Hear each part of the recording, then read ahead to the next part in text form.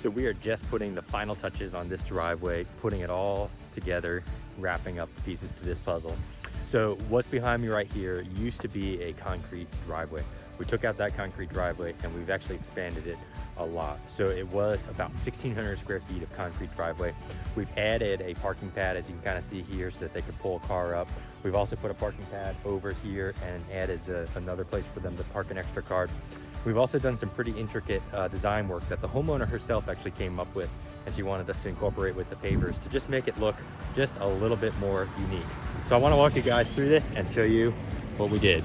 So starting here at the front door, you can kind of see she likes the idea of circles. So we took a circle kit that she actually had on the side of her house and we reincorporated around this post just so she can put some pots, put some interest out here around her flagpole. And so she wanted us to incorporate other circles. She actually gave us a design where she had different circles laid out throughout the whole space. So as you come out the front door, we've got a circle here, and then we have these archways. So she really likes the arches. So you can see there's like an arch already here. So we incorporated another arch to kind of match that right here as the walkway. And then we included another arch. And you can see this one's kind of like crescent shape, kind of like a South Carolina moon. And that's the idea, because she's gonna put a palm tree right here in the center and have that go up and just fill out this entire space right here. So she wants it to kind of just flow, have these crescents and kind of just be like these scalloped edges right along the front of her house. And just to give it something different, something interesting and unique. Then you can see we incorporated a circle right in here as well into these pavers. And we just turned this at a diagonal. So, you know, we were running an eye pattern right here in the middle of the pavers. So we just turned this on a 45, ran the same eye pattern in there, and then just gave it a border just to make it pop just a little bit to break up the square footage of this driveway. Because if you didn't, it just is a lot of square footage and it can get a little overwhelming. So there's an existing walkway that came out right here into this space, went to the garage door right here, and then just ended square in this space right here.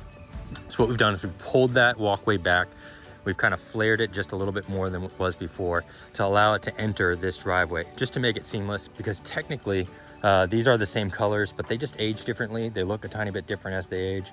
So we didn't really want them to look like we had been trying too hard to match them or to finger them together. So instead, we've put a border in there just to allow it to be differentiated and be a little bit more unique.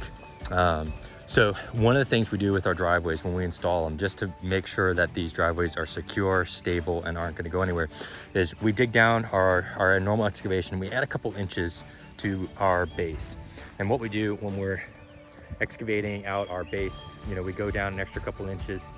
We make sure we put a woven fabric down below, which we usually do, but we put a woven fabric down below.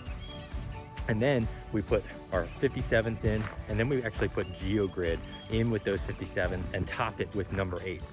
All these are clean aggregates, so like a fine gravel with a gravel with no fines in it. And when we put that kind of gravel in with no fines, the compaction rate is almost complete as soon as we actually lay out the material.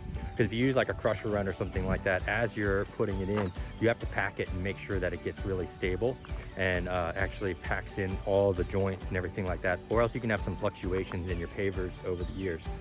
The 57 costs just a tiny bit more when we're doing that kind of installation.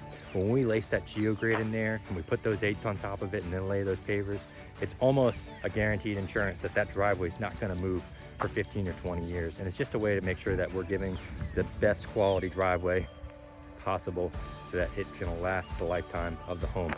And then what the cool thing is about pavers, if it does shift or if it does move or something happens over the years, all you got to do is pick up those couple pavers, reset them, and you're back in business. Well, thanks for watching, guys. I'll be sure to show you some pictures once all the grading and the final pressure washing and everything is cleaned up. But I really appreciate you guys following along on this project.